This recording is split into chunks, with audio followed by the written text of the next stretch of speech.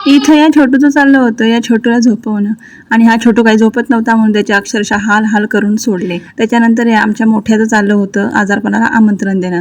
आता आजारपणाला आमंत्रण म्हणजे काय, तर हा थोडा जरी पावसामध्ये भिजला किंवा थोडा जरी पाण्यामध्ये भिजला तरी लगेचच आजारपण त्याचं चालू झालं.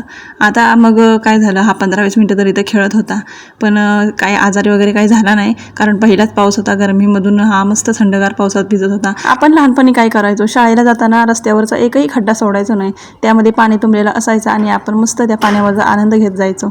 आणि आता आपण शाळेला मुलांना सोडायला चाललो किंवा कुठं चाललो असेल तर त्या मुलांना सांगणार काय, बिलकुल पाण्यात पाय भिजवू नको, साईडनं चाल साईडनं चाल. अरे आपण तर किती आनंद घेतला, मग त्यांनी कधी घ्यायचा पण नाही, आता नाही घेऊन द्यायचा का, तर किती घाण वाटते, किती किळस वाटतं. अरे वा किती छान ना. पण ते तर आपण दिवस विसरलो का, तर नाही, कारण की आता कसं आपल्या मुलांची काळजी करतो त्यामुळे हे सगळं असं होतं. तर धन्यवाद, भेटूयात नेक्स्ट व्हिडिओमध्ये. व्हिडिओ आवडला असेल तर लाईक करा आणि सबस्क्राईब नक्की करा.